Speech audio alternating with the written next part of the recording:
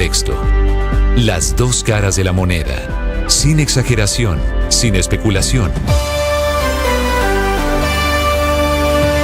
A partir de este momento, Mañanas Blue es periodismo en radio. Bienvenidos.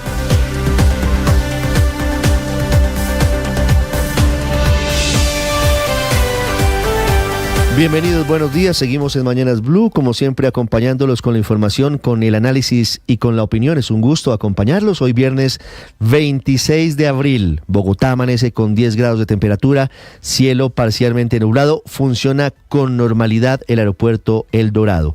Saludo a quienes a esta hora nos sintonizan y se suman a esta transmisión desde nuestro canal de YouTube. También un saludo para todos los que nos escuchan en Colombia y en el mundo. La fuerza pública en el Cauca, en Valle y en Nariño amanece en alerta máxima por posibles retaliaciones de las disidencias de alias Iván Mordisco por los muy duros ataques de la fuerza pública hace menos de 24 horas, ataques con obús, con morteros, contra un campamento de la columna que se autodenomina Carlos Patiño.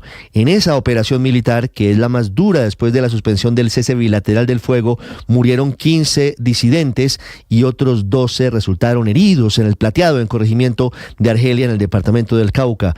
Es la primera gran operación, como les digo, desde el pasado 17 de marzo. El presidente Petro dijo en San Diego, en Cesar, a este grupo que si es guerra, y es guerra, y que no se puede jugar con la paz. La ofensiva militar ha tenido, entre otras cosas, como causa el ataque de las disidencias contra cabecillas, contra algunas personas, incluso contra civiles que no tenían nada que ver con el conflicto, entre ellas el asesinato de una líder indígena en el suroccidente del país. En esa misma región de Colombia, inteligencia militar descubrió un plan de las disidencias para secuestrar diputados en el Valle y en el Cauca, devolviéndonos a las peores épocas del conflicto, cuando, recuerden ustedes, en el 2002, la extinta guerrilla de las FARC secuestró a 12 diputados de la Asamblea del Valle. Varios meses después asesinó a 11 de ellos, solamente quedó vivo Sigifredo López. Según un documento de inteligencia, 2 bloques de las disidencias están detrás del plan del secuestro que nos devuelve a esos peores años de la guerra. Esta mañana los diputados amanecen exigiendo seguridad para ellos y para sus familias, mientras que en la ciudad de Cali habrá un consejo extraordinario de seguridad. Pero no solamente es en el suroccidente del país, amanecemos con una oleada terrorista en San José del Guaviare. Pasaron noche de terror sus habitantes por 2 explosiones contra un local comercial y en un separador de una de las avenidas de ese municipio, que dejaron una persona herida.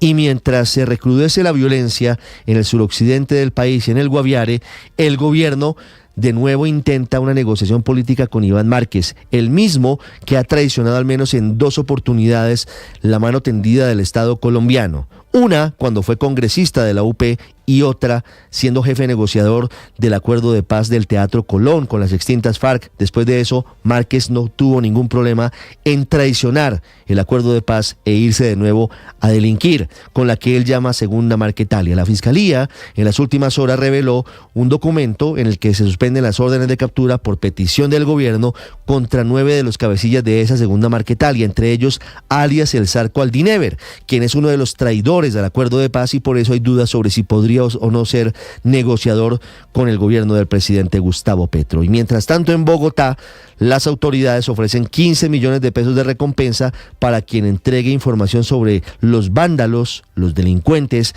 que quemaron un bus del SITP en los disturbios que se protagonizaron cerca de la sede de la Universidad Distrital en Candelaria la Nueva, en la localidad de Ciudad Bolívar. El alcalde Carlos Fernando Galán advirtió que no va a permitir que con la excusa de una protesta se terminen cometiendo actos criminales.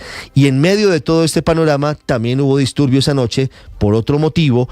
En Montelíbano, en el departamento de Córdoba, hubo enfrentamientos entre manifestantes y la policía. Mucha gente molesta por los altos costos en las tarifas de la energía. Reportes no oficiales hablan de algunas personas lesionadas. Sin embargo, estaremos en minutos ampliando lo que ocurrió en esta zona. Varios congresistas y líderes caribe han dicho: la situación del alza en las tarifas de la luz es una bomba de tiempo que debe ser atendida con urgencia por parte del gobierno del presidente Gustavo Petro, quien a propósito en San Diego, en Cesar, se refirió a su gestión de gobierno. Dijo que él en 2 años con su gobierno ha hecho más que otros en 10 años y dijo que el progresismo merece 4 años más en el poder para poder avanzar en las reformas. Luego dijo que no se trataba de su reelección, sino del proyecto político. Además que insiste en la invitación a su gente a las marchas del próximo 1 de mayo. Hablando de las reformas, que es las que promueve el presidente Petro el Día del Trabajo, el expresidente Álvaro Uribe respondió en un video de más de 8 minutos, punto por punto, la locución de hace 48 horas del presidente Gustavo Petro sobre la reforma pensional. Dijo el expresidente Uribe que elevar el umbral a 4 salarios mínimos para cotizar en Colpensiones permitiría al Estado quedarse con el 85% de los ahorros pensionales. Advirtió que las pensiones de las nuevas generaciones quedarían en riesgo porque dependerán de un fondo estatal que va en picada por el narcotráfico, por la violencia y por el derroche, hablando de la economía de Colombia, y que tendría incluso el Estado que emitir dinero para poder pagar las pensiones del futuro, con las consecuencias que ya sabemos de lo que significa eso para la inflación. El presidente del Congreso también de nuevo criticó al presidente Petro y aseguró que hablar de golpes de Estado es irrespetuoso e irresponsable. Vamos a hablar también de las distancias que crecen entre los cafeteros del país, entre la Federación de Cafeteros y el gobierno. Los cafeteros le reclamaron a la ministra de Agricultura, Jennifer Mojica, por una declaración que hizo en la Comisión Cuarta del Senado, en donde advirtió prácticamente que la Federación de Cafeteros estaba al borde de la quiebra. Habló de su nivel de endeudamiento, habló de su posible apalancamiento de negocios. Responde Germán Bahamón diciendo que eso no es cierto y que con estas declaraciones el gobierno está poniendo en riesgo el precio del grano en el mercado. En otras noticias de la economía les contaré quién es Ricardo Jaramillo, quien a partir del miércoles 1 de mayo será el presidente de Grupo Sura, una de las joyas de la corona del grupo empresarial antioqueño, luego de la salida de Gonzalo Pérez, quien desde hace meses había dicho que se retiraba de su cargo por tiempo cumplido. Jaramillo hasta ahora es vicepresidente de Desarrollo de Negocios y Finanzas del mismo Grupo Sura. Les contaremos la polémica en torno a la decisión del gobierno del presidente Petro de volver a exigir pasaporte a los venezolanos en Colombia, en medio de las voces que dicen que ese documento no es fácilmente obtenible por parte de los ciudadanos de ese país. Les contaré de la donación que hará Alemania durante las próximas décadas de $30 millones, $1 millón anual, para preservar el Parque Nacional Natural Chiribiquete, una joya para la humanidad, 4.200.000 hectáreas, y que está en la lista de sitios Patrimonio Mundial de la Humanidad por parte de la UNESCO. Y hablaremos también, don Daniel Angulo, de la derrota de Millonarios, 3-1 contra Palestino anoche en Copa Libertadores. Millonarios al borde de la eliminación, todavía tiene chances de clasificar, pero necesita hacer puntaje perfecto en los 3 partidos que le quedan y depender de la diferencia de gol. Es un gusto acompañarlos. Hoy viernes 26 de abril es el Día de la Secretaria. Un saludo a todas ellas. Hoy se cumplen a todas ellas y a ellos, porque también hay secretarios. Se cumplen 34 años de la muerte, del asesinato de Carlos Pizarro, quien fuera el máximo cabecilla del M-19, firmó un acuerdo de paz con el gobierno de Virgilio Barco, era candidato a la presidencia y fue asesinado adentro de un avión cuando se salía de la capital del país. Y hace 38 años ocurrió el peor desastre nuclear en la historia. Ese fue el día en el que colapsó la central nuclear de Chernobyl, en Ucrania. Hace 38 años, y por eso hoy es el Día Internacional del Recuerdo del Desastre de Chernobyl, para que esto no vuelva a ocurrir. 6-9 minutos, es un gusto acompañarlos. Vamos a continuación con lo más importante en el resumen, en Voces y Sonidos, en Mañanas Blue. Al menos 15 guerrilleros muertos y 2 heridos deja una operación del ejército que continúa en el corregimiento del Plateado del municipio de Argelia, en el departamento del Cauca. Los combatientes harían parte del Frente Carlos Patiño desde las disidencias de las FARC al mando de Iván Mordisco. A esto, el presidente Gustavo Petro afirmó a través de su cuenta de X que no hay que jugar con la paz. Si es guerra, es guerra. Allá en las tierras del Cauca hay 15 cadáveres de guerrilleros, y en otro lugar contaríamos cadáveres de líderes sociales, y en otro lugar quizás de narcotraficantes, y en otros muchísimos lugares quizás de gente inocente. Si así es el diario vivir de Colombia, no puede ser. Por su parte, el Ejército Nacional afirmó que el operativo se realizó luego de que se confirmara que no había presencia de menores ni de civiles en la zona. Habla el general Federico Mejía, comandante del Comando Específico del Cauca. Se organiza un ataque planeado sobre estas posiciones, donde perfectamente caen nuestra capacidad de artillería liviana, solamente es la liviana la que estamos empleando, la otro tipo de artillería la tenemos guardada para otro momento. Inteligencia militar advierte que las disidencias disidencias planean secuestrar a diputados en Valle y Cauca. Un plan por parte del gobernador Carlos Patiño del Bloque Occidental Jacobo Arenas. Autoridades refuerzan medidas de seguridad en los departamentos. El coronel Giovanni Cristancho, comandante de la Policía del Valle. Al momento pues estamos trabajando en estas informaciones, pero frente a esto igual tomamos las acciones preventivas de acompañamiento a los niños diputados. Generamos unas acciones de patrullaje en cada uno de los lugares donde viven los niños diputados y diputadas. Una noche de terror vivieron los habitantes del municipio de San José del Guaviare cuando explotaron 2 artefactos explosivos. Una persona resultó gravemente herida. Las autoridades tratan de establecer si este hombre era quien, al parecer, estaría manipulando la granada. Hasta el momento las autoridades no se han pronunciado al respecto y se espera que hoy se pueda saber quiénes fueron los responsables de estos 2 hechos terroristas. Con una resolución firmada por la fiscal general Luz Adriana Camargo, se suspendieron las órdenes de captura en contra de 9 líderes de la segunda Marquetalia, las disidencias del mando de alias Iván Márquez, y que hoy está conformado por más de 1.700 integrantes, con presencia en 7 departamentos como Meta, Guaviare, Caquetá, Putumayo, Cauca, Nariño e incluso Valle del Cauca. En la lista se destacan José Aldinever Sierra, alias El Zarco Aldinever, segundo hombre al mando de este grupo ilegal, también José Vicente Lesmes, alias Walter Mendoza, y Giovanni Andrés Rojas, alias Araña, y hoy jefe de los comandos de frontera en el sur del país. En las últimas horas se registraron disturbios y enfrentamientos entre manifestantes y la Policía Nacional en Montelíbano, en el departamento de Córdoba, por los altos costos en las tarifas de energía. Esto se presenta debido al alza fuerte. Desde San Diego, Cesar, el presidente Petro se refirió a la gestión de su gobierno durante estos 2 años y aseguró que el progresismo merece 4 años más en el poder. Solo en 2 años hemos hecho lo que los gobiernos de Colombia hicieron en 10 años. Y nos quedan 2, alcalde, nos quedan 2. Aunque yo sí creo que el progresismo merece 4 años más después de estos 2 años.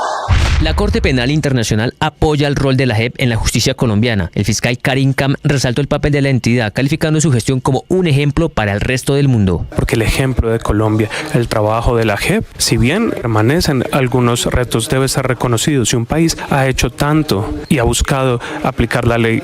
El canciller Luis Gilberto Murillo. Por eso vamos en esta visita a firmar un acuerdo marco de acompañamiento. Con una metáfora, así expresó el expresidente Álvaro Uribe la situación de la reforma pensional. El domador creyó que dándole lechuguitas al tigre lo iba a domar. El tigre le recibió 1 o 2 lechugas, pero después le arrancó la mano. El error no fue del tigre, el error fue de aquel que lo creyó herbívoro. Sobre la reforma pensional, el Partido Centro Democrático está denunciando un mico en el proyecto, según el cual las pensiones desde 3.260.000 pesos pagarían impuestos. El representante del Centro Democrático, Óscar Pérez. ¿Eso qué quiere decir? Que quedaron las pensiones que superen 3.620.000 pesos mensuales hacia arriba, quedaron grabadas. Distintas reacciones en el Congreso y los sectores políticos frente al anuncio del presidente Gustavo Petro de buscar aumentar el umbral de cotización de pensiones hasta 4 salarios mínimos en el debate de la Cámara de Representantes. Ahora le toca a la Cámara tomar decisiones en su autonomía. En una democracia la Cámara es parte del proceso legislativo, esto es bicameral, pero no hay que olvidar, vuelve al Senado, en la conciliación. Esta respuesta se da en medio de la disputa entre el Congreso y el gobierno. El presidente del Senado, Iván Name. Hablar de golpes es irrespetuoso, inconveniente, irresponsable para un país que como el nuestro tiene tantas dificultades. El gobierno tiene listo el borrador de la resolución con la que se volverá a exigir pasaporte vigente a ciudadanos venezolanos para ingresar, transitar y permanecer en Colombia. La Cancillería explica que esta decisión se toma porque Venezuela ya está reanudando sus servicios consulares con normalidad. Alemania donará $30 millones para la protección del Parque Nacional de Chiribiquete, una de las reservas ambientales más importantes del planeta, ubicada en el oriente colombiano. Simon Herschen, ministro consejero de la Embajada de Alemania. No cabe duda que el Parque Chiribiquete es un candidato ideal para este fondo. La biodiversidad y el valor ecosistémico del parque son únicos en el mundo. Casi 5 horas duraron enfrentamientos entre encapuchados y el ESMAD en inmediaciones de la Universidad Distrital en la sede de Ciudad Bolívar. Sobre esto habló el alcalde mayor de Bogotá, Carlos Fernando Galán. Y anunciamos una recompensa de hasta 15 millones de pesos para quienes ofrezcan información que nos permita capturar a los responsables. no me importa ni Marta Trump, tampoco me importa mi culo. Marta Trump no me importa mi culo, ni Gina tampoco me importa mi culo. Ustedes son una porquería. Rosario Van del Ruten, quien se desempeñaba como asesora jurídica del despacho de la alcaldía de Ciudad Bolívar en Bogotá, decidió renunciar a su cargo luego de que se conocieran denuncias de acoso y maltrato laboral en su contra reveladas en el Consejo. El reclamo de Trump era claro.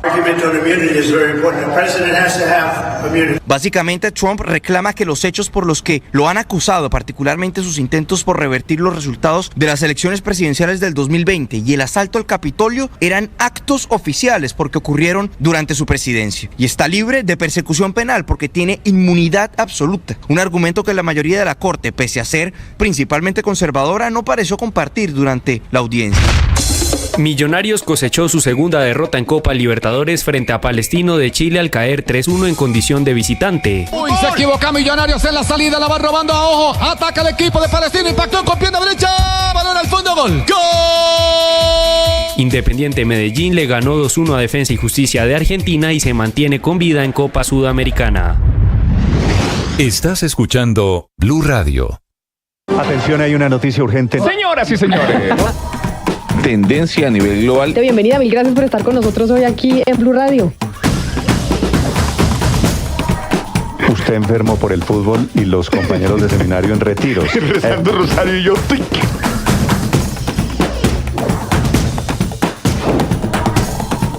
Hay noticia del momento urgente en Blue Radio. Blue, más que radio.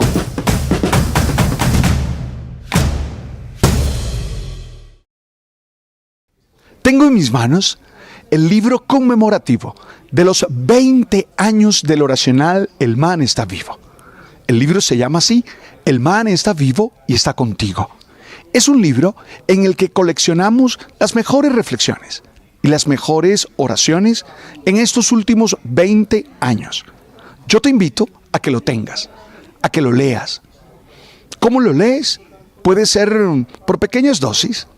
Puede ser tenerlo ahí en la mesa de la noche y en esos momentos en los que necesitas paz o en esos momentos en los que quieres comunicarte con el dueño de la vida, lo tomas y te sumerges en ese pozo de espiritualidad que hay allí. Te recomiendo nuestro libro. El Man está vivo y está contigo. ¡Ánimo! Tú sabes.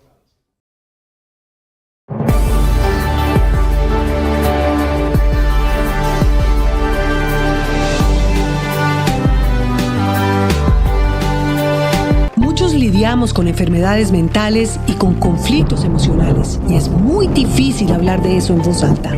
Soy María Elvira Arango y los invito a escuchar Qué Locura, historias reales de lo que no se habla, con testimonios conmovedores y con expertos y especialistas. Escúchenos, este es un lugar seguro. Este podcast es impulsado por porquequieroestarbien.com. 6:18 minutos, don Daniel. No pudo Millonarios con Palestino. Ya usted nos va a contar en minutos sobre lo que pasó en este encuentro. Sí, la verdad, una decepción, una vergüenza la presentación que está haciendo Millonarios en la Copa Libertadores de América, Ricardo. Difícil clasificar a la siguiente ronda. Exagerados ustedes, sí. ¿No? ¿Por qué? Es un equipo que no está formado para más. Sí, creo que le estaban pidiendo mucho. Porque yo escuché a varios hinchas de Millonarios, además hinchas calificados, diciendo que Palestino era un equipo de trámite, que era el comodín del grupo. Palestino es el segundo Palestino en el torneo. Segundo hoy en el torneo chileno, pero si uno va a la historia, digamos, tienen 2 títulos internacionales, 2 títulos locales nada más, 3 de Copa Amigo local. mío, ¿cómo decía Maradona? ¿La historia no cambia? La historia no se puede cambiar.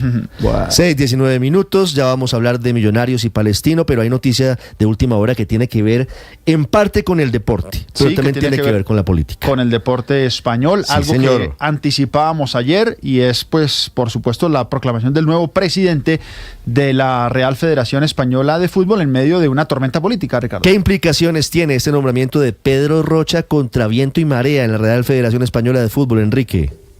Rocha, como dice, 69 años, es el nuevo presidente de la Federación Española de Fútbol, y si hasta ahora los presidentes de la Federación Española tenían problemas con la justicia mientras estaban en el puesto, Pedro Rocha tiene la ventaja de que ya viene con los problemas con la justicia incorporados, porque Pedro Rocha ha conseguido ser, como digo, máximo responsable del fútbol español, pero está imputado en la operación Brody, en la que un tribunal, un juzgado de la localidad de Majadahonda, en las afueras de Madrid, está investigando una presunta trama de corrupción en los negocios, administración desleal y pertenencia a organización criminal, en la que estaría implicada Pedro Rocha, pero también el que fuera el anterior presidente de la Federación Española de Fútbol, Luis Rubiales. Por si todo esto fuera poco, el dirigente también tiene abierto un tribunal, o por el Tribunal Administrativo del Deporte, el TAD, un expediente por falta muy grave, porque se habría extralimitado en sus funciones como presidente de la Comisión Gestora de la Real Federación Española de Fútbol, que es lo que era hasta esta misma mañana.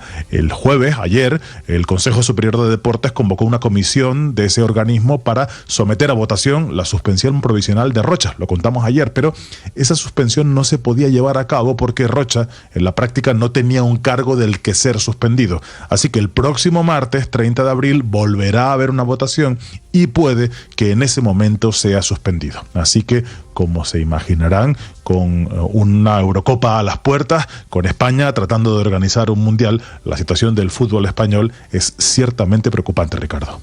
Muy bien, Enrique, volveremos a hablar de la situación del fútbol español en segundos. Gracias, 6:21 minutos. En Colombia hay noticia que de nuevo está relacionada con la explotación sexual de niños, de menores de edad en Medellín, otro extranjero que fue detenido en las últimas horas. Felipe García, en la capital antioqueña. Ricardo, buenos días. Es que la policía informó que en el barrio San Isidro fue capturado un hombre de 51 años y de nacionalidad estadounidense por el delito de demanda de explotación sexual. El hombre, que aún no ha sido identificado, fue hallado con una niña de 15 años que fue dejada a disposición de una comisaría de familia. Según la información entregada por las autoridades, los hechos se registraron en una casa turística de arriendos. Llega la policía, toca la puerta en repetidas ocasiones, no contesta al llamado y al abrir, pues encuentran a esta menor de edad. Es de resaltar que esta vivienda no contaba con la documentación legal para ejercer el arriendo del inmueble y procede a sellarlo la policía. Es entonces el séptimo estadounidense capturado por explotación sexual de menores de edad este año en Medellín, Ricardo. Muy bien, Felipe, volveremos a hablar de esto que es recurrente, de algo que tiene que cesar, que tiene que parar definitivamente, y hay que emprender acciones mucho más decididas para evitar que siga ocurriendo esto. No puede ser ni que Medellín, ni que Cartagena, ni ningún lugar de Colombia pueden ser considerados destinos de turismo sexual, de explotación sexual de niños como pretenden algunos delincuentes. 6:22 minutos, en el Valle del Cauca hay máxima alerta. Volvemos a las épocas en las que había máxima advertencia de posibles secuestros masivos. En esta oportunidad, Hugo Mario, hoy hay Consejo de Seguridad extraordinario ante las amenazas de las disidencias de secuestrar a los diputados del Valle, recordando las peores épocas del conflicto. Hugo Mario. Ricardo, hay un documento del Comando Conjunto número 2 del Suroccidente en el que el Ejército le pide a la Policía Nacional que tome medidas para garantizar la seguridad de los diputados en 2 departamentos del occidente del país. El comunicado del Ejército dice que, de acuerdo con información de inteligencia militar, se tiene conocimiento de la intención del Frente Carlos Patiño del Bloque Occidental Jacobo Arenas de ejecutar el secuestro de diputados en el Valle del Cauca y en el Cauca. De inmediato, los diputados del Valle expresaron su preocupación, han solicitado garantías para el ejercicio de sus labores. El diputado Rafael Rodríguez. Hemos hecho un llamado a las autoridades a raíz de este documento que se conoció en las últimas horas a que no solamente se haga un acompañamiento en los desplazamientos de nosotros como diputados, pero sí le pedimos al gobierno nacional que tome medidas extremas. No quieren los diputados del Valle que se repita la historia de hace 22 años cuando un comando de las antiguas FARC ingresó a la sede de la Asamblea del Valle en el centro de Cali y se llevó a 12 diputados de este departamento. 11 de ellos fueron asesinados.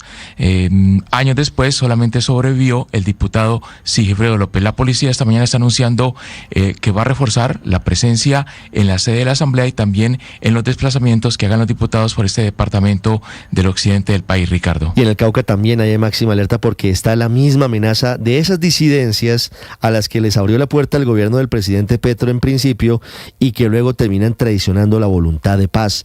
En medio de los combates contra esas disidencias, las fuerzas militares ayer abatieron a 15 disidentes, dejaron heridos a otros 12 en el Plateado, muy cerca del municipio de Argelia, clave para el corredor por el que transita la droga que es enviada por el Pacífico rumbo a Centroamérica. Valentina Herrera.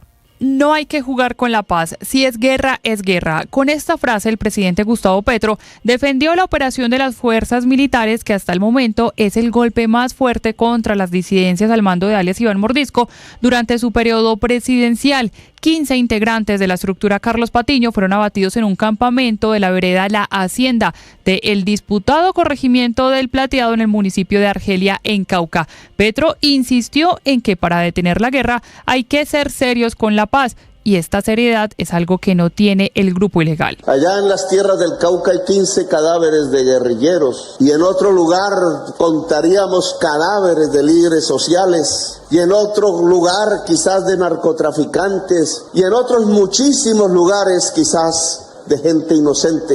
Si así es el diario vivir de Colombia, no puede ser. Desde el pasado 17 de marzo, cuando el gobierno suspendió el cese al fuego con este grupo ilegal porque asesinó a la líder indígena Carmelina Yule en Cauca, las fuerzas militares han sostenido más de 31 combates, dejando 21 guerrilleros muertos en diferentes hechos. Sin embargo, en las últimas horas esos combates se intensificaron, y ante el temor de que los disidentes usaran una vez más a la población civil como escudo, creando azonadas, el ejército y la Fuerza Aérea Colombiana recurrieron a otra estrategia. Recordemos que están prohibidos los bombardeos.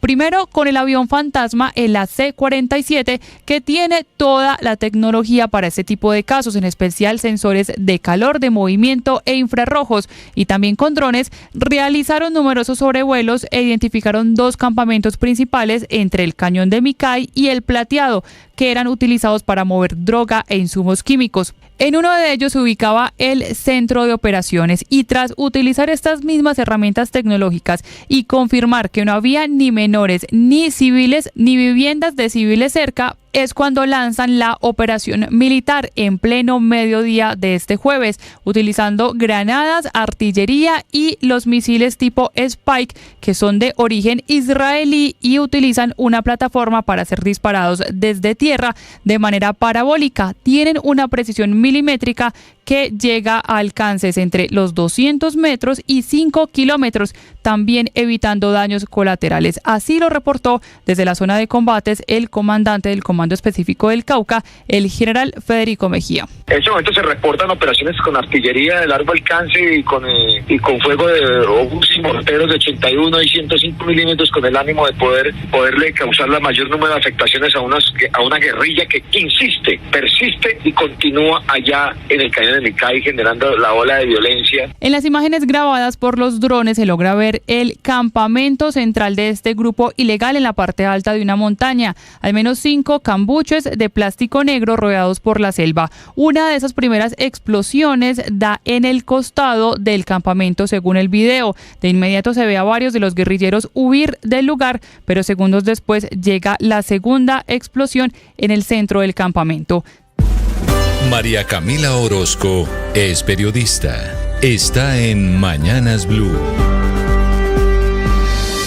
Ya son las 6:28 de la mañana. La paz total es un fracaso. Lo confirman los hechos en el Guaviare, que amanece bajo fuego, bajo bombas, y los planes de la disidencia pensando en nuevos secuestros de diputados. Se une ese escenario con lo que para el país y para el ejército es un gran golpe, y paradójicamente resulta para el proyecto del gobierno Petro en síntomas de un paciente que agoniza. Les hablo de la última hazaña militar que permitió la baja en combate de 15 guerrilleros en el Plateado, en Argelia, en el departamento del Cauca. Eran hombres y mujeres de la disidencia del gran disidente Iván Mordisco, al que el gobierno le dio estatus político y le permitió pasearse armado y bien vestido por las montañas de Caquetá, mostrándose como el gran señor de la guerra en Colombia. Cayeron muertos en su ley tras intensos combates del ejército, que a pesar de la decisión de la policía de no ir a ese territorio, allí permanece. Fue una operación limpia, de alta precisión, la más importante desde que se decidió romper el cese al fuego bilateral, porque nada convenció a Iván Mordisco de que la negociación era negociando, y esa fue la forma también para que el gobierno entendiera que la vía militar era necesaria. Por eso el presidente Petro les está diciendo que no hay que jugar con la paz y que si es guerra, es guerra. Pero a pesar de que la paz total va caída tras caída con la disidencia, y ni qué decir con el ELN, el gobierno parece tener otra lectura. Solicitó y ya la Fiscalía le dijo que sí, a que se suspendieran 9 órdenes de captura a 9 guerrilleros de la Segunda Marquetalia, la franquicia del jefe guerrillero Iván Márquez, que se reencauchó y va increíblemente por su tercer proceso de paz. Aunque Márquez no está en esta lista, los negociadores son hombres de su confianza, como José Aldinever Sierra, un hombre que despierta inquietudes porque hizo parte del acuerdo de paz firmado en el Teatro Colón. Y la gran pregunta alrededor de este nuevo paso en dirección de la paz total es, para este gobierno, esa guerrilla. ¿La de Iván Márquez es un grupo guerrillero con fines políticos o simplemente una organización dedicada al tráfico o al narcotráfico? La definición no es menor, porque con una se busca un diálogo para llegar a acuerdos y con otras un sometimiento a la justicia. Ojalá esa decisión se tome con sensatez y el gobierno defina claramente y no termine el presidente Petro como lo hizo con Mordisco, lamentándose, llamándolo narcotraficante, y el país lleno de disidencias cada vez más fortalecidas. Camila Carvajal es periodista. Está en Mañanas Blue.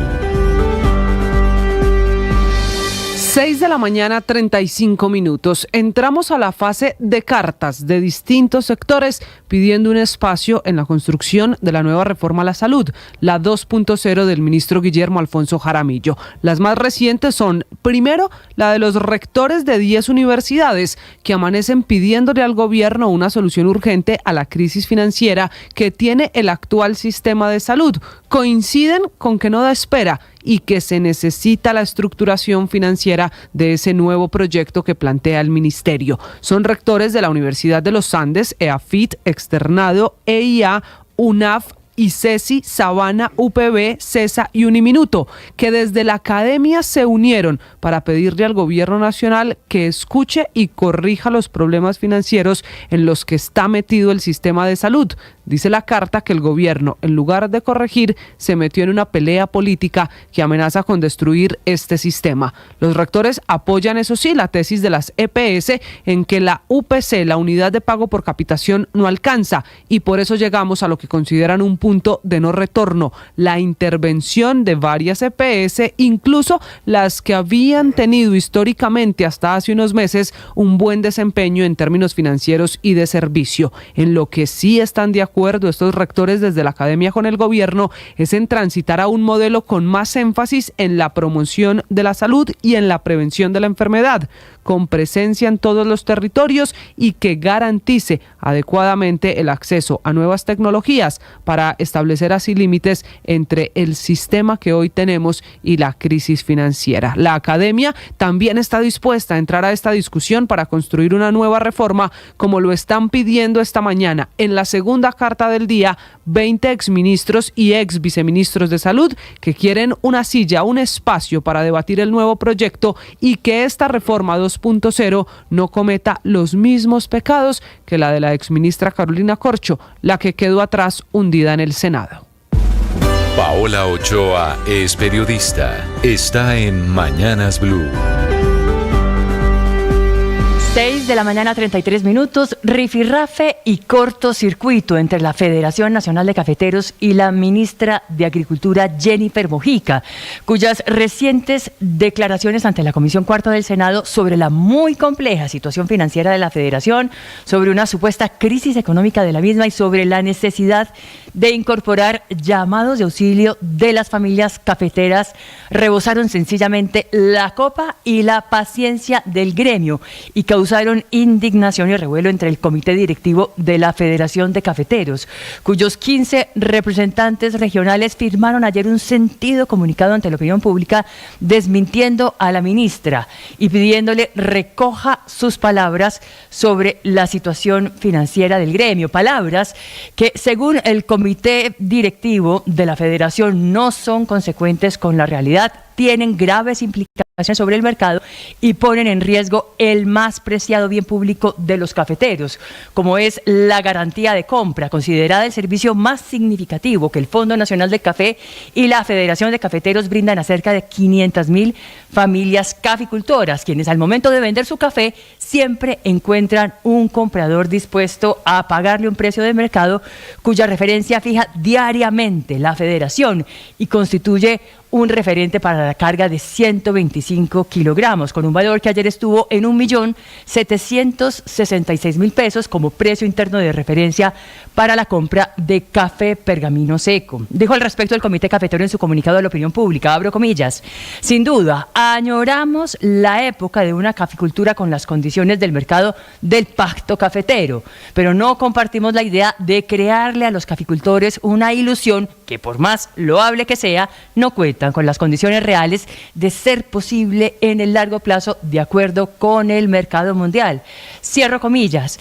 Enfrentamiento del gobierno con el gremio caficultor que viene, la verdad, desde hace rato, que arrancó desde la elección de Germán Bahamón como gerente de la federación, que arreció con la convocatoria hace unas semanas de una asamblea cafetera paralela del gobierno sin presencia de la federación y que rebosó la copa del gremio tras las declaraciones de la ministra de Agricultura ante el Senado de la República. Estás escuchando Blue Radio.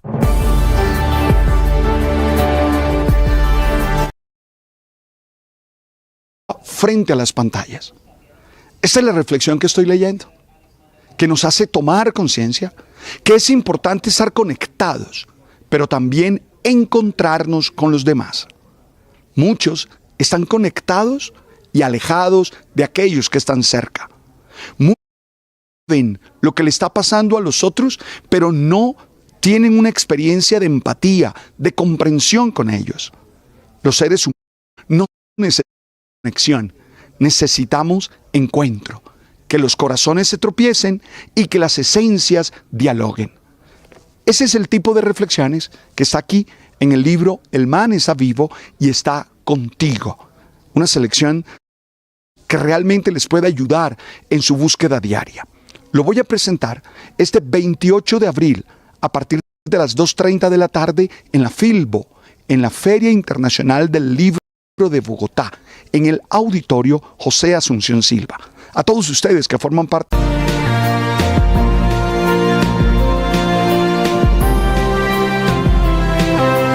Muchos lidiamos con enfermedades mentales y con conflictos emocionales, y es muy difícil hablar de eso en voz alta.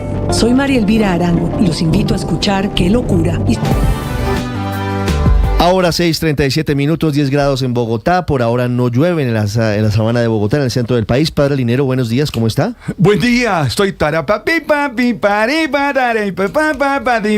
con los zapaticos blancos que mi mamá me compró. ¿Y el pelo suelto? Y bueno, tú sabes, en el Caribe. ¿Algún motivo en particular para el cambio de look temporal por hoy? Simplemente hoy... Homenaje al profe Gamero. Es homenaje a Gamero. Sí. Un homenaje al profe. Solidaridad hoy con el profe Gamero. Numeral Yesu y Gamero. ¿Qué tal esto? Muy bien. Estoy con los zapaticos blancos que mi mamá me compró. Estoy feliz, contento, dichoso. Es viernes. Es viernes. Que no es menor. No es menor. No es un dato menor, padre. ¿De qué hablamos hoy? ¿Hay puente largo hasta el jueves? No hay.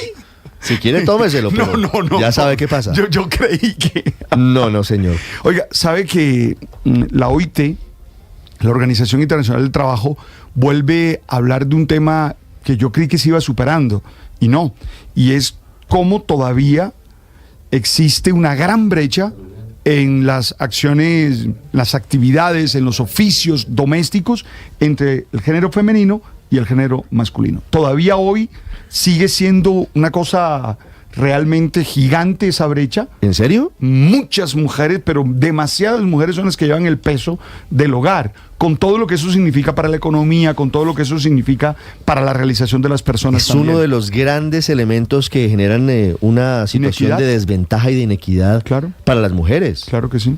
¿Usted qué tanto ayudan los oficios domésticos? En mi casa es 50-50. ¿Sí? Sí, todo. ¿A Daniel cómo le va? Muy bien, la verdad es que con el tema de servicio. Lava losa, lava la ropa. Todo. También yo. Cuida de la niña. También. Sin rollo. Pues muy bien, como tiene que ser, además. Como corresponde. Sí. Como corresponde. Lamentablemente no llega a niveles masivos todavía, según estas estadísticas. Las cifras son todavía alarmantes. Hay una brecha gigante todavía en esa situación. 6:39 minutos. Don Daniel, además de la derrota de Millonarios, ¿de qué hablamos hoy? De el buen andar del Medellín en la otra Copa, en la Suramericana, de los goles colombianos en Copa Libertadores y también en la otra mitad de la gloria, y por supuesto pendientes de la selección Colombia Femenina Sub-20, que hoy vuelve a Sena, esta selección que es sinónimo de victorias. Esperamos que hoy siga por ese sendero el equipo de Fututo Paniagua, Ricardo.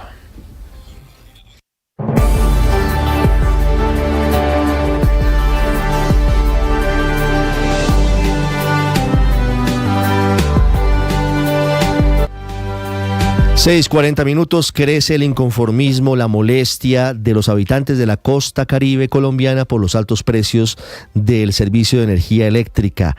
Varios hechos que ya van a enfrentamientos con la policía, alteraciones del orden público. El más reciente anoche en Montelíbano, en el sur del departamento de Córdoba.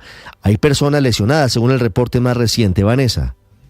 Ricardo, llamas se vieron por doquier, gritos y ataques contra la fuerza pública fueron los protagonistas anoche en Montelíbano, Córdoba, en medio de los disturbios que se registraron por las exigencias de los habitantes de este municipio para que bajen las tarifas del servicio de energía, pues las facturas allí habrían pasado en el último año de llegar por 100.000 pesos a más de 1 millón mensual. La trifulca dejó 2 personas heridas. Entre estas hay un manifestante que recibió un golpe en su cabeza con una piedra por parte de otro protestante mientras ambos corrían de la policía, y una mujer de la tercera edad resultó con quemaduras en su talón izquierdo cuando estaban prendiendo en llamas unas llantas en la calle. Ambos están siendo atendidos en el hospital municipal y se encuentran fuera de peligro. Y es que esta protesta, como usted lo puede escuchar, fue violenta y se extendió por 4 días luego de que la comunidad bloqueara la vía que conduce hacia el sur de Córdoba desde el pasado lunes, generando el represamiento de más de 300 camiones de carga con el fin de llamar la atención de la empresa Afinia. Sin embargo, ante la negativa de estos por despejar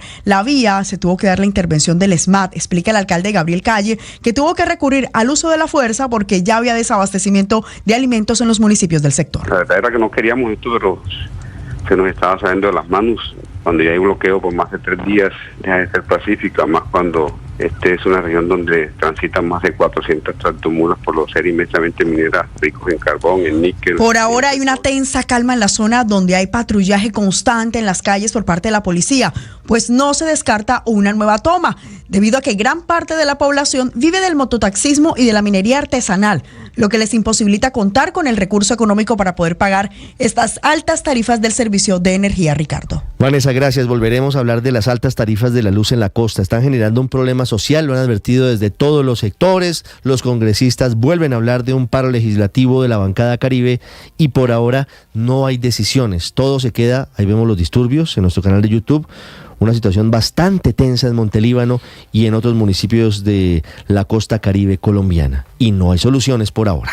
6:43 en Estados Unidos. Crecen las protestas en varias universidades a favor de la causa palestina y actuando en algunas oportunidades de forma agresiva y en ocasiones violenta en contra de la comunidad judía. Hay mucha tensión y advertencias y por eso ya se han tenido que cancelar incluso las clases, graduaciones y otros eventos presenciales. En Washington, Juan Camilo Merlano. Ricardo, buenos días. Y no solo son medidas de seguridad, sino también por disuasión. Muchos estudiantes, por ejemplo, añoran una ceremonia de grado porque es una oportunidad de reunirse con sus familias y de conmemorar el fin de la carrera y recibir el diploma. Y pues estamos a unas 3 semanas de ceremonias de graduación aquí en Estados Unidos. Es la Universidad del Sur de California la que toma la decisión de cancelar su celebración, al menos la más importante para la que se esperaba unas 65,000 personas. Cancelan ese evento principal, pero igual van a sostener ceremonias más pequeñas. En las últimas horas, 93 personas fueron arrestadas en el campus, que se mantiene cerrado dada la ocupación por parte de manifestantes pro-Palestina, quienes han levantado una suerte de campamentos como los mismos que hemos empezado a ver a lo largo y ancho de las universidades en Estados Unidos, en la Universidad de Texas, aquí en Washington, por ejemplo, estudiantes de la Universidad de Georgetown y de la Universidad de George Washington también están manifestándose y se han tomado el campus, particularmente de la Universidad de George Washington, en Harvard, MIT, Columbia, que ha sido la referencia, la inspiración para estas protestas, y también la Universidad Estatal de Ohio, donde de hecho se presentaron unos cuantos enfrentamientos en las últimas horas y alrededor de 100 arrestos. Escuchemos.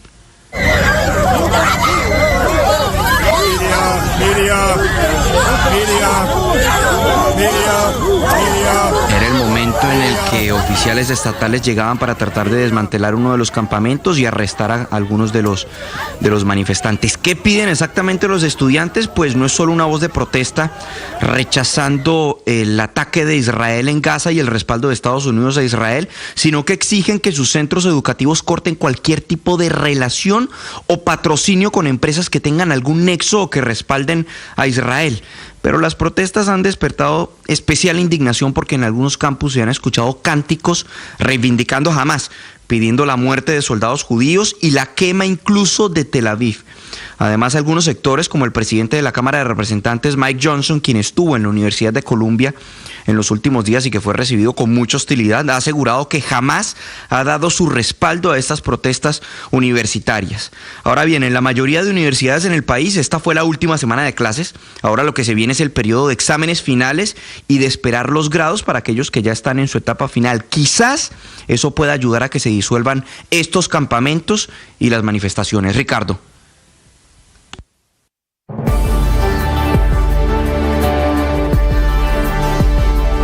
Atención, hay una noticia urgente. Señoras y señores. Tendencia a nivel global. Bienvenida, mil gracias por estar con nosotros hoy aquí en Blue Radio. Usted enfermo por el fútbol y los compañeros de seminario en retiro. Rezando rosario y yo. El padre Alberto Linero es periodista y también está en Mañanas Blue. 6 de la mañana, 46 minutos. Durante mucho tiempo se creyó que los oficios y las profesiones tenían géneros. Es decir, se creía que había actividades asignadas a los hombres y otras actividades a las mujeres.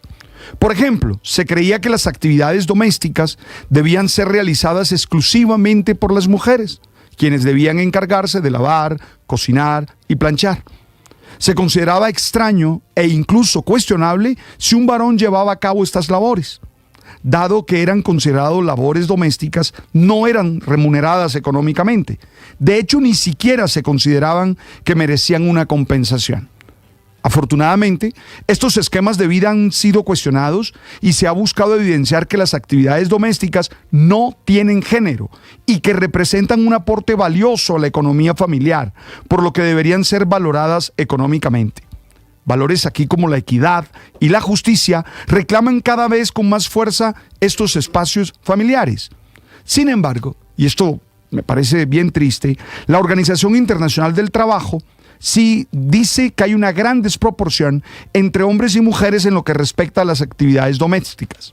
De hecho, las mujeres dedican 3 veces más tiempo al trabajo del hogar y al cuidado, labor no remunerada, pero que implica un desgaste físico, mental y emocional.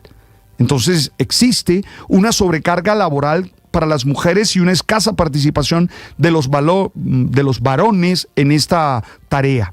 La OIT lo precisa en estos términos, abro comillas.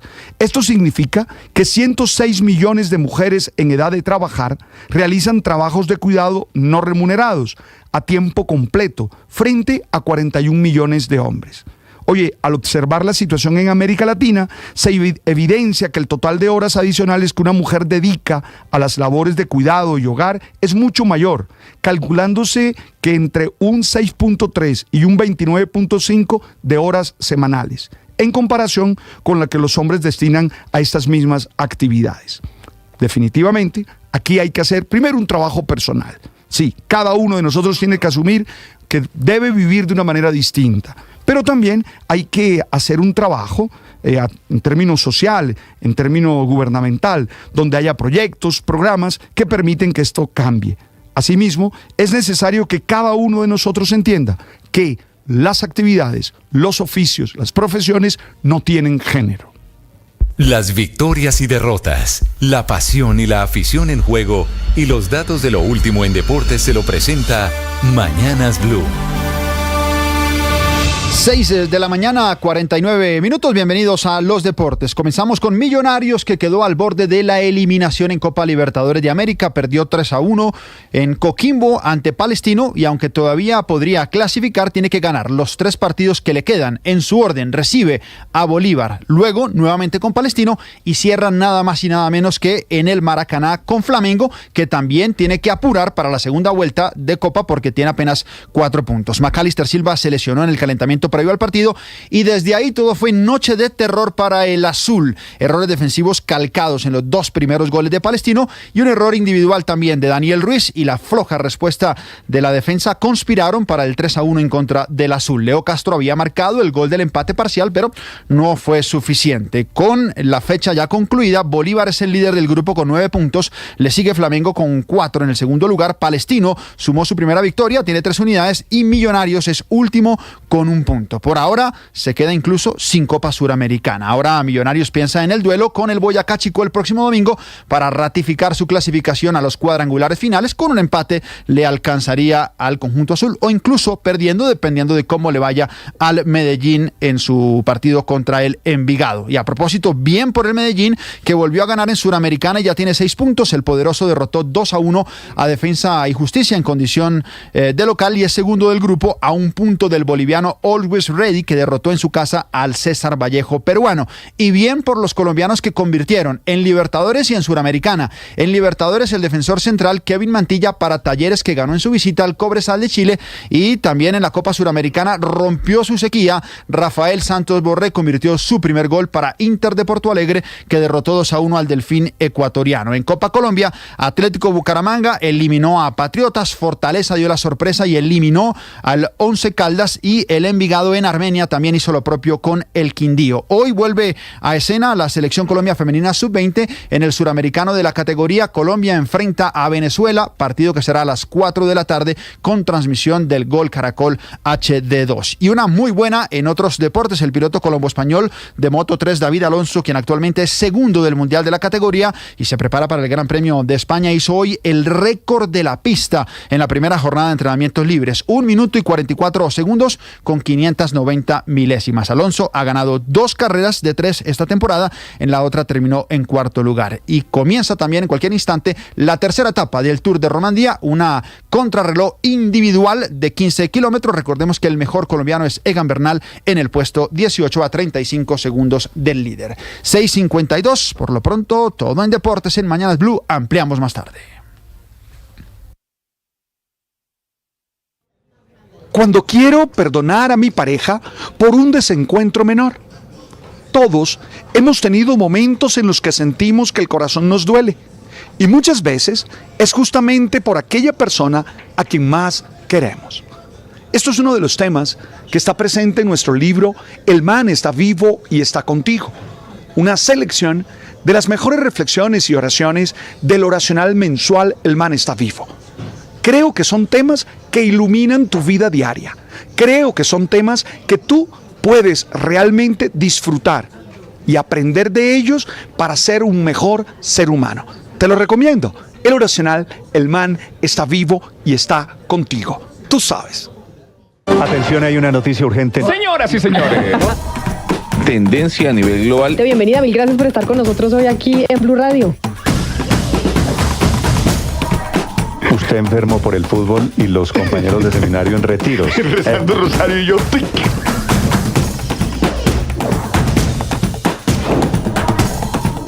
En noticia del momento urgente en Blue Radio.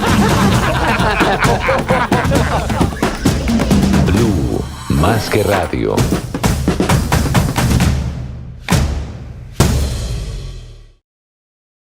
Muchos lidiamos con enfermedades mentales y con conflictos emocionales, y es muy difícil hablar de eso en voz alta.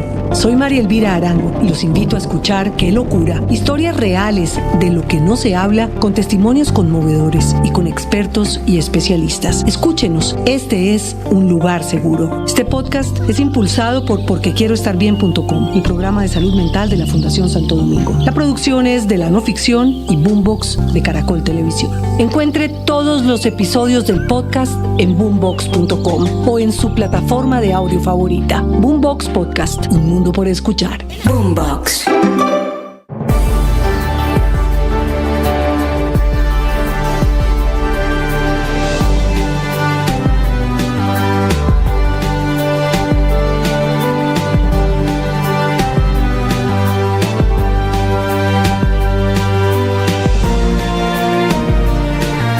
No te aguantes una relación que te hace infeliz. Tampoco te divorcies porque en tu relación eres infeliz. Espérame, ya te explico. Lo que sucede es que cuando estamos en crisis de pareja creemos que solo tenemos estas dos opciones: me aguanto o me divorcio. Pero yo hace 10 años, en medio de una crisis muy fuerte, decidí en mi corazón divorciarme porque ya no aguantaba más. Pero en ese momento encontré una tercera opción, un tercer camino que me llevó a vivir la mejor etapa de mi matrimonio y que aún al día de hoy mis hijas y mi esposo agradecen. Y es lo que quiero compartir contigo. Te voy a dar un abrebocas porque las personas dicen, sí, suena chévere, pero ¿cuál será ese tercer camino? Bueno, fíjate que hay actitudes de nuestra pareja que nos molestan mucho, ¿no? Nos traen un malestar. Por supuesto que sería maravilloso que no las tuviera y que no las hiciera, pero esperar que mi bienestar exista y lo pueda tener cuando el otro cambie es entregarle un poder a ese otro ser humano muy grande sobre mí. Lo que necesitamos es aprender a sostenernos emocionalmente, a tener bienestar nosotros, a estar tranquilas y ahí sí poderle explicar al otro el por qué esto me molesta o no me gusta o no lo quiero en mi familia. Así que, mujer, hay mucho por hacer, no te rindas, y si quieres me puedes buscar en mis redes sociales @LinaBalbuena y podemos conversar un poquito más sobre esto. En Blue le ponemos cara a la radio.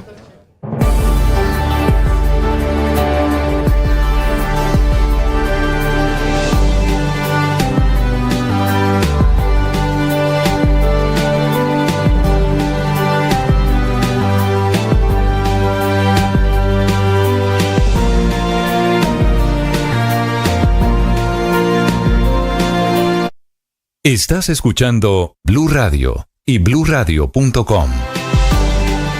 Hace 5 semanas se rompió el cese del fuego bilateral con las disidencias de alias Iván Mordisco en el suroccidente del país. Eso ocurrió exactamente el 17 de marzo y ocupó la importancia de las fuerzas militares, en particular en Cauca, en Nariño y en el Valle del Cauca. Este jueves, luego de esa suspensión del cese, se produjo el golpe más importante hasta ahora de las fuerzas militares contra las disidencias de alias Iván Mordisco en el corregimiento del Plateado, en el municipio de Argelia. El general Federico Mejía es el comandante jefe del Comando Específico número 2, que precisamente tiene jurisdicción en esos 3 departamentos. General Mejía, bienvenido a Mañanas Blue. Buenos días.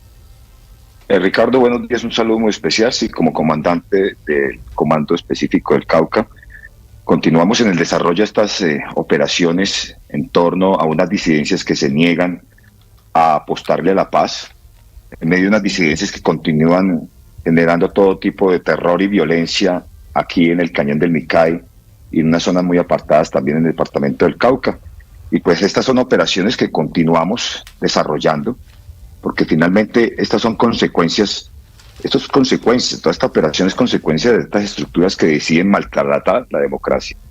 Así las cosas, entonces, continuamos desarrollando estas operaciones con el ánimo de poder doblegar a estas estructuras, porque si bien mal el daño que le han hecho al país, bien el daño que le han hecho aquí al departamento, pues se necesita de esa forma, atenderlas de esta forma, porque pues realmente la ola de violencia y terror que han sembrado en el departamento, y como ustedes lo han visto a través de múltiples escenarios en donde la violencia es su mejor lenguaje, pues tratan de liberar y utilizar esa válvula de presión que les permita a ellos reaccionar por diferentes puntos a través de las operaciones contundentes, como el día de ayer a través del uso de artillería. Solamente la liviana le pudimos asestar a estas estructuras. Ya le voy a preguntar por eso, general, porque porque aquí no han sacado todos los juguetes, entre comillas, no se ha utilizado toda la artillería de las fuerzas militares. ¿Cuál es el balance de esta operación? ¿Cuál es el reporte que tienen ustedes de manera preliminar, general Mejía? Sí, de manera preliminar, pues con el empleo, como le digo, de esta artillería liviana, en donde atacamos 2 de los 5 campamentos que se encuentran ubicados en Postrimerías del Plateado. De acuerdo a fuentes humanas, son por lo menos unos 15 bandidos que mueren allá en desarrollo de operaciones militares y una decena de heridos que también fueron trasladados, incluso trasladados ya en la ambulancia nueva que le fue entregada por alias Gafa ya el 26 de marzo pasado. Ya la logran estrenar, por decirlo así, en esta operación en donde nadie daba un peso para ir a sacarle ni bandidos, ni para ir a sacarle heridos, ni muertos. Y por eso fue que el pasado 26 de marzo, ustedes recuerdan que en un show que hicieron por allá en el San Juan de Micay, le entregan una ambulancia no a la comunidad, la ambulancia es para poder ellos mismos sacar todos los heridos y muertos que han tenido en el desarrollo de múltiples operaciones que empezaron desde el 10 de febrero del año desde el año pasado en la Operación Trueno. Sí. General, ¿por qué no han podido llegar al sitio exacto en el que se producen los ataques, los bombardeos, si me permite, o el uso de los morteros? ¿Por qué no han podido llegar al sitio en el que estaban los campamentos de los disidentes de las FARC? Es una zona muy compleja, es una zona encañonada de difícil acceso debido a la gran multiplicidad de factores que prepararon durante años y que han venido sometiendo aquí a la población, y es el caso de la gran cantidad de miles de minas que se encuentran sembradas en todas estas áreas aledañas al Plateado y que pues seguramente ni ellos conocerán. Entonces, esta situación que hasta la fecha hemos logrado desactivar 840 minas en estos campos, pues aquí hemos dado cuenta cómo hasta hace poco se nos entrega un sometido de la Carlos Patiño y nos cuenta que esa misma persona, solo esa persona sembró 1.350 minas para poder blindar, digámoslo así, esas áreas que tienen allá en el dominio del Cañón del Micay. Y ese es el gran esfuerzo y ese es el retardo que hemos tenido para poder consolidar esas partes rurales sobre ese cañón que nos han afectado en varios de nuestros hombres con amputaciones que han sufrido por consecuencia de estas malas prácticas, y también los mismos campesinos también lo han podido vivir. Así que las cosas no son fáciles, el ingreso a estas áreas, pero estamos trabajando en el desarrollo de esta actividad que nos permita, como lo hicimos en la recuperación ya de 7 áreas críticas que fueron recuperadas a través de la Operación Trueno, también en medio de campos minados, logramos a través del empleo y uso de tubos Bangalore, que son los que nos permiten abrir brechas para el ingreso